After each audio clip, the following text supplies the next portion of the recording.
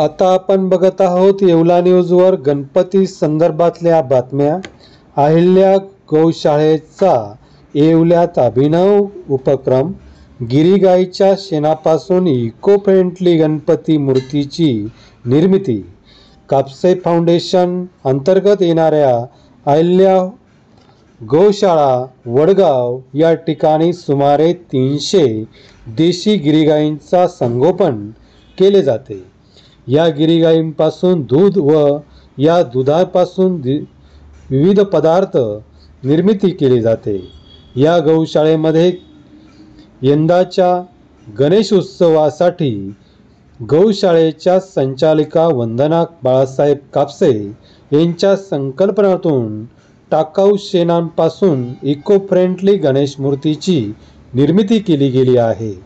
विशेष म्हणजे या गणेश मूर्तींची निर्मिती कापसे फाउंडेशनच्या मुकबधीर मुलांनी केली असल्याने या मूर्तीला एक वेगळेपण आले आहे। गिरीगाईच्या शेणापासून निर्मिती झालेल्या मूर्ती पाण्यात त्वरित विरघळून जातात, त्यामुळे निसर्गाची हानी होत नसल्यामुळे या मूर्तींना बाजारात आता मागणी वाढली आहे। वडगाव या ठिकाणी गिरगाईचा प्रोजेक्ट आहे। त्या ठिकाणी गिरगाईच्या शेणांपासून गणपती तयार करून आपण ते या मार्केटमध्ये आणलेले आहे।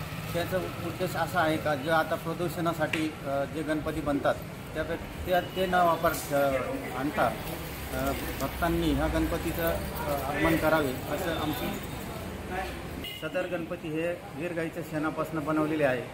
हे गणपती पाण्यामध्ये विसर्जन केल्यानंतर ते विरघळले जातात, त्यामुळे कुठलेही नैसर्गिक प्रदूषण होत नाही। सर्वांनी यंदा हा गणपती स्थापन करावा आणि इको फ्रेंडली गणपती असल्यामुळे आमची अहिल्या गौशाळेची इच्छा आहे।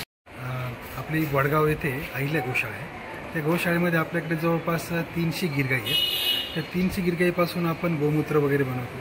नंतर जी काऊडंक आहे, जे शेण आहे, त्यापासून आपण एक अनुभव उपक्रम बनवलेला आहे, एक नवीन उपक्रम बनवलेला आहे। पहिल्यांदाच आपण गणपतीची मूर्ती बनवलेली आहे। ही पूर्ण शास्त्रोक्त पद्धतीने बनवलेली आहे। गिरगाईचं शेण, गोमगवार आणि गोमूत्र याच्यापासून आपण ते बनवलेलं आहे। हे बनवण्यासाठी मूकबधीर मुलांनी खूप मदत केलेली आहे। आपल्याकडे जे दिव्यांग मुलं आहेत त्यांनीच हे बनवलेले आहेत आणि आपण हे प्रदर्शनासाठी कापसे पैठणी येवला येथे तसेच कापसे फाउंडेशन वडगाव येथे ठेवलेले आहे। अहिल्या गौशाळा कापसे फाउंडेशन आम्ही ह्या वर्षी थोडा वेगळा प्रयत्न केला। आम्ही शेणापासून तयार मूर्त्या केल्या, शेणापासून गिरगाईच्या शेणापासून तयार मूर्त्या केलेल्या आहेत। कारण काही मूर्त्या अशा आहे POPच्या, त्या नदी नाल्यामध्ये टाकून देतात, त्या विरघळत पण नाही। आणि ह्या मूर्त्या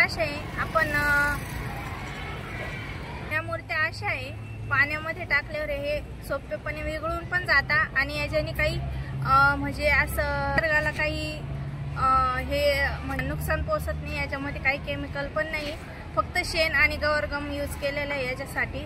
आणि ह्या वर्षी तुम्ही नक्कीच या मूर्त्या घेऊन बघा।